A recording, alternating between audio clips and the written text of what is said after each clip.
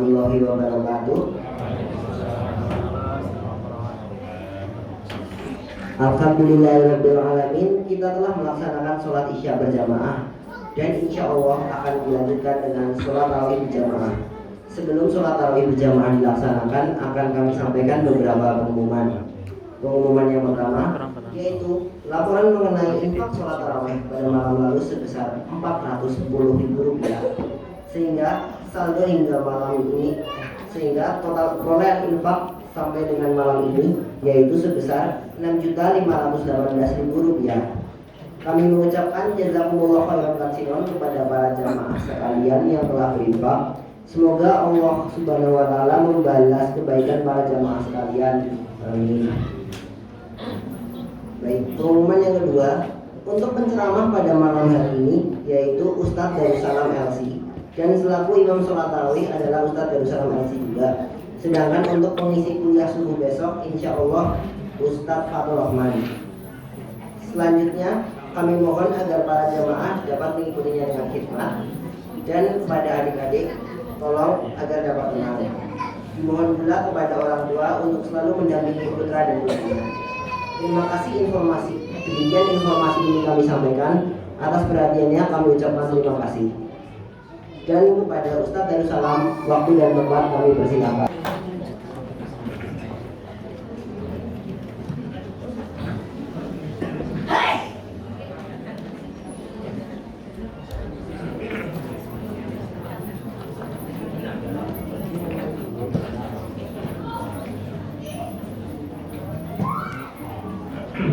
Bismillahirrahmanirrahim. Assalamualaikum warahmatullahi wabarakatuh.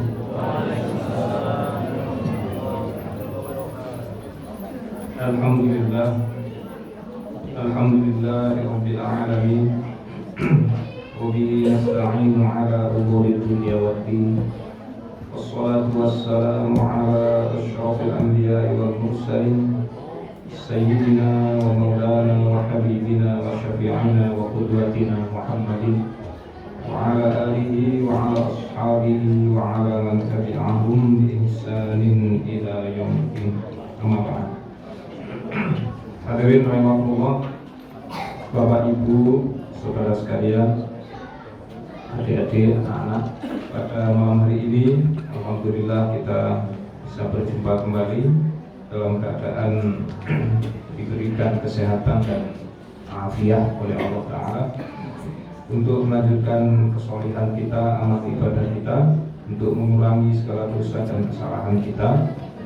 Syukur-syukur Lailatul Qadarnya belum didatangkan oleh Allah Ta'ala, agar kita bisa bersiap, bisa malam ini, bisa di malam-malam yang tersisa. Sudah malam yang ke-20 berapa? 24. Sebagiannya sudah 25. Jadi sebagian kita malam ini adalah malam genapnya, sebagian kita malam ini adalah malam genap. Hadirin rahimakumullah, seperti yang kami pesankan, untuk diri kami juga sama. Begitu masuk malam di bulan Ramadan, maka mohon seriuslah ibadah, terutama untuk ibadah yang hukumnya wajib. Karena Lailatul Qadar itu misterius, tidak diberitahukan oleh Allah dan Rasul kapan tepat malamnya, malam keberapa, di tanggal berapa. Yang jelas pasti ada satu malam di bulan Ramadan full semalaman, dari mulai terbenam matahari sampai terbit fajar, Allah ubah menjadi malam yang sangat berkhasiat. Hadirin rahimakumullah, pada malam ini kembali kami diberi amanah untuk menyampaikan sedikit nasihat untuk diri kami pribadi, juga untuk panjenengan semua. Kita sudah mulai pada hari kemarin dengan membacakan qunut, doa yang begitu berharga, sangat mahal. Yang diminta adalah hal-hal yang mewah. Rasul sendiri yang mengajarkan kepada cucunya, yaitu Al-Hasan bin Ali radhiyallahu anhuma. Nah, pada malam ini kami ingin sedikit mengupas tentang salah satu permintaan yang terdapat di dalam doa qunut.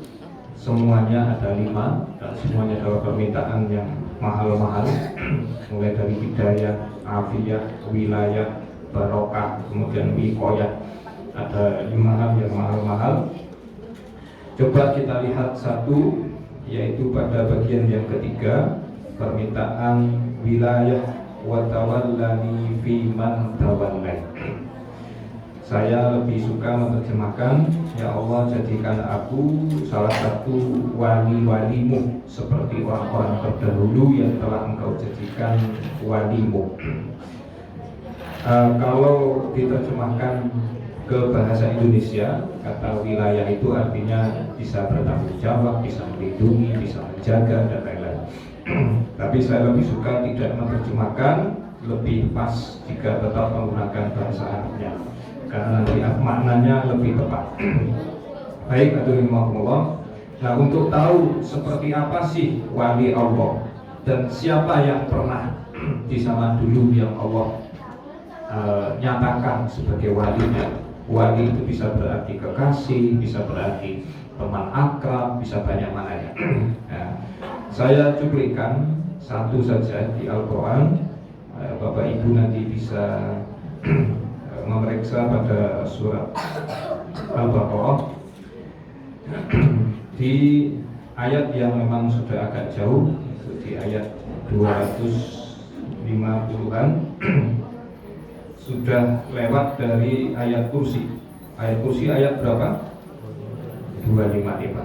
Nah, ini masih agak maju sedikit ke 2 ayat setelahnya. Saya bacakan ayatnya. Bismillahirrahmanirrahim. Allahu waliyul ladzina amanu yukhrijuhum minadh dhulumati ilan nur. Ada kalimat awal di ayat ini. Allah adalah wali bagi orang beriman yang mengeluarkan mereka dari kegelapan menuju cahaya, tempat yang terang. Kalau di terjemahan Departemen Agama, kata wali di dalam ayat ini diterjemahkan pelindung. Nah, tapi saya lagi-lagi lebih suka kalau ketemu kata wali di ayat atau di hadis, saya lebih suka tidak menerjemahkan. Baik, lalu setelah ayat ini, karena ayat ini berisi teori bagaimana ketika Allah mengangkat wali. Kalau orang non mukmin, non muslim itu walinya siapa? Allah sebutkan wali mereka adalah setan. Sedangkan kita orang beriman walinya adalah Allah. Lalu Allah berikan contoh salah satu wali, salah satu kekasih Allah di muka bumi yang pernah ada dan valid, catatan sejarahnya ada, mudah untuk kita lacak, kita temukan, dan Allah beritakan juga di dalam Al-Quran persis di ayat setelahnya. Jadi di ayat 257 itu Allah menyebutkan teori tentang perwalian. Di ayat 258 itu contoh kasusnya, orang yang Allah angkat menjadi wali. Jadi ceritanya malam ini kita akan berkisah. Siap mendengar kisah apa? Waktu saya tinggal 5 menit, insyaallah cukup. Alam tara ila alladhi hajja Ibrahim fi rabbih an ataahu Allahul mulk. Allah kisahkan siapa di sini? Ibrahim, Nabi Ibrahim alaihissalam. Siapa Nabi Ibrahim? Siapa? Salah satu orang yang bahkan di Quran disebut sampai 2 kali sebagai uswatun hasanah. Kata uswatun hasanah di Quran hanya diulang sebanyak 3 kali. 1 kali untuk Nabi Muhammad SAW, 2 kali malah untuk Nabi Ibrahim. Yang bisa bayangkan. Jadi Nabi Ibrahim beliau punya posisi sendiri di sisi Allah Ta'ala yang bahkan tidak bisa digapai oleh Nabi Muhammad SAW. Sangat istimewa beliau. Dan setiap hari kita menyebut nama beliau kan? Berapa kali sehari? Minimal 17 hingga dalam satu sholat aja bisa 4 kali kita sebut namanya dalam syahadat atau tasyahud akhir terutama. Jadi kalau 5 kali sholat bisa 5 kali 4 kali 5 berarti 20 kali.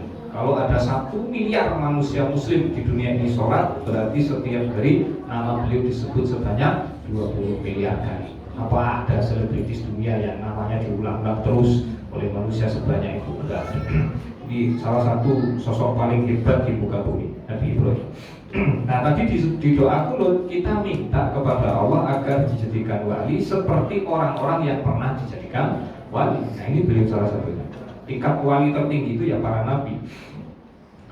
Ketika itu Nabi Ibrahim didebat oleh raja yang Allah berikan kekuasaan kepada dia, yaitu Namrud. Siapa Namrud? Namrud itu raja penguasa di Irak. Wilayah kekuasaannya sangat luas, termasuk 4 raja di muka bumi dengan wilayah kekuasaan paling luas sepanjang sejarah manusia. Ada Namrud. Ada yang tahu siapa aja 4 itu? Mbok siapa tahu nanti keluar di ujian. Ada Namrud, ada Bukhtanasor atau Nebukadnezar. Ada orang yang menerjemahkannya dengan Alexander the Great. Kemudian yang 2 lagi yang beriman kepada Allah, itu ada Zulkarnain, satu lagi ada Nabi Sulaiman. Itu ada 4 raja penguasa di muka bumi yang kekuasaannya paling luas sepanjang sejarah. Baik, nah ini salah satunya Nabi Ibrahim sedang berhadapan dengan Raja Namrud.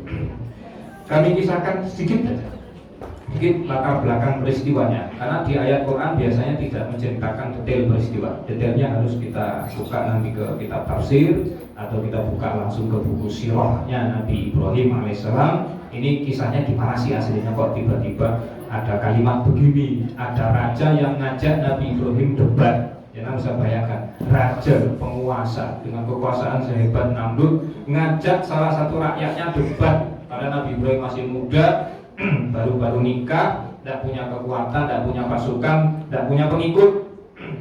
Datang ke istana Namrud untuk harapannya agar dapat sembako, karena kabarnya waktu itu negeri Irak itu sedang paceklik. Jadi raja mengumumkan agar rakyat datang ke istananya untuk mendapatkan bantuan sembako. Sekarang namanya apa sih? Biar bansos atau bansos. Nah, begitu masuk istana, rajanya tahu ini Ibrahim yang satu-satunya warga dia yang tidak mau mengakui dia sebagai Tuhan, ya cuma ini orang ini. Akhirnya begitu masuk istana, di hadapannya dulu balang kerajaan, aparat-aparat keamanan kerajaan komplit ngumpul di istana. Nabi Ibrahim bukan siapa-siapa, tidak punya apa-apa, tidak punya kekuatan. Dihadapkan dengan penguasa sehebat itu di istananya lagi, tentu tekanan mentalnya luar biasa. Nah, sampai di sana Nabi Ibrahim ditanya oleh raja, "Wahai Ibrahim, kenapa kok kamu tidak menyembah saya? Emang Tuhan yang kamu sembah itu seperti apa?" "Idh qala Ibrahim rabbiyalladzi yuhyi wa yumiit." Nabi Ibrahim berkata, Tuhan yang saya sembah itu adalah Tuhan yang bisa menghidupkan dan mematikan. Qala ana uhyi wa umiit. Terus kata Namrud, kalau itu saya juga bisa Ibrahim. Kenapa yang kamu tidak menyembah saya? Saya juga bisa kok menghidupkan dan mematikan. Akhirnya dia panggil aparatnya, suruh masuk ngambil 2 orang tahanan di penjara yang sedianya akan dieksekusi, dihukum mati, tapi belum sempat. Terus setelah sampai di hadapan Nabi Ibrahim, kata Raja Namrud, yang satu dieksekusi di tempat, jadi dihukum mati di tempat. Terus Raja Namrud berkata, "Wahai Ibrahim, coba lihat itu, saya bisa mematikan orang." Terus yang satu tidak jadi dihukum mati, disuruh pulang, dibebaskan. Terus kata Namrud, "Tuh lihat Ibrahim, saya bisa menghidupkan orang." Ini menurut dengan logikanya cerdas apa gimana lagi? Lalu Nabi Ibrahim sudah tahu ini logika bodoh. Tapi karena dia penguasa, Nabi Ibrahim tidak punya kekuatan apa-apa, ya tidak bisa Nabi Ibrahim terus ngomong, "Oh, kamu bodoh." Enggak. Nah, terus gimana? Karena beliau adalah wali Allah. Kata para alim ulama, ini contoh bagaimana Allah ketika ada hambanya, walinya sedang dalam keadaan terdesak, Allah bantu dia. Coba dengan lihat, Nabi Ibrahim sempat-sempatnya mikir ke arah itu. Ini kalau bahasa hari ini namanya apa? Out of the box. Mikir sesuatu yang nggak kepikiran orang lain. Padahal kondisinya sangat genting. Salah jawab, salah ngomong bisa beliau yang dihukum mati. Nah, tapi Nabi Ibrahim punya akal yang luar biasa, jenius, cerdik, berkat bantuan Allah. Qala Ibrahim fa inna Allah ya'ti bisyamsi minal masyriq.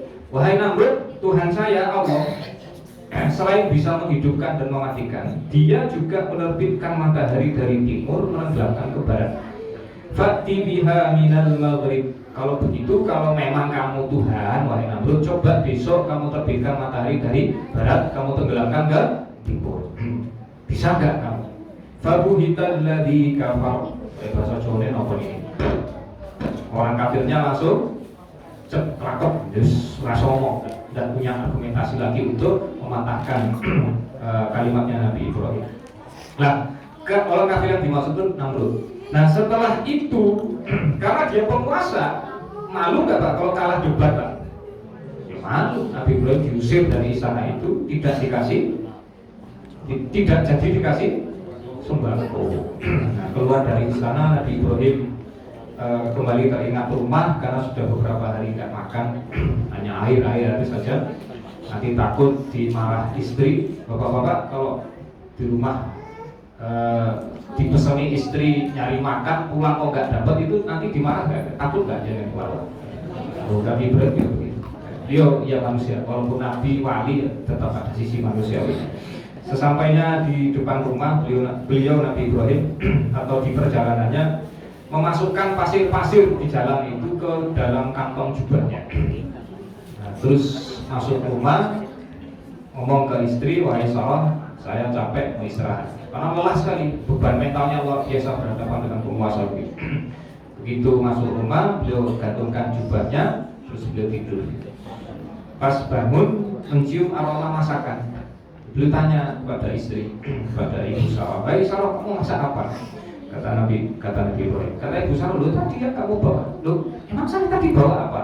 "Ya itu tadi yang kamu bawa di kantong jubah itu yang saya masak." "Loh, emang itu isinya apa?" "Isinya apa? Pasir kan?"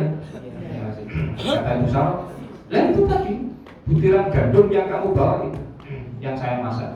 Jadi Allah ganti jeripayah Nabi Ibrahim tadi dengan gandum kualitas terbaik, bahkan jauh lebih baik berkali lipat daripada sembakonya Namrud.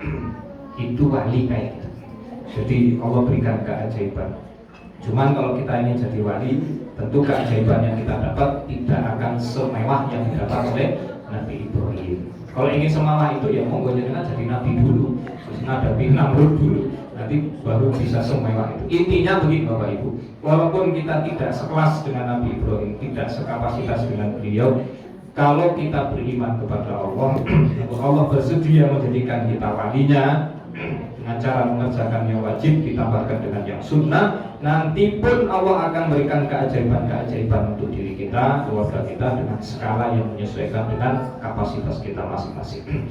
Hadirin yang berbahagia, dengan itu iman kita semakin subur, semakin gembur dengan adanya keajaiban-keajaiban ini. Wallahu a'lam bishawab. Jadi saya ulangi kembali, mohon maaf waktu sangat singkat ya, kalau mau dibacakan banyak hal tentang perwalian, banyak sekali keterangan-keterangannya. Jadi intinya adalah kalau kelima hal yang kita minta di doa turut itu semuanya Allah kabulkan, maka kesimpulannya adalah hidup kita ini mesti beres, tidak ada masalah, mesti beres. Demikian hadirin yang berbahagia. Kalau kemarin Ustaz Darajat ngomong apa, menyelesaikan masalah tanpa masalah, ini salah satunya. Terima kasih. Subhanallahumma rabbana wa bihamdika asyhadu an la ilaha illa anta astaghfiruka wa atubu ilaik. Kekurangan kesalahan dari kami pribadi mohon dimaafkan, hanya secuplik itu yang bisa kita hadirkan. Mudah-mudahan bermanfaat. Semoga amal ibadah kita sejak awal Ramadan terutama yang wajib sudah ada yang diterima Allah. Mudah-mudahan dosa-dosa kita sudah banyak yang diampuni, kesalahan kita sudah banyak yang dihapuskan, dan mudah-mudahan kita termasuk yang dibebaskan dari api neraka. Allahumma amin. Terima kasih dan mohon maaf sekali lagi. Wa ma'afu minkum. Wassalamualaikum warahmatullahi wabarakatuh.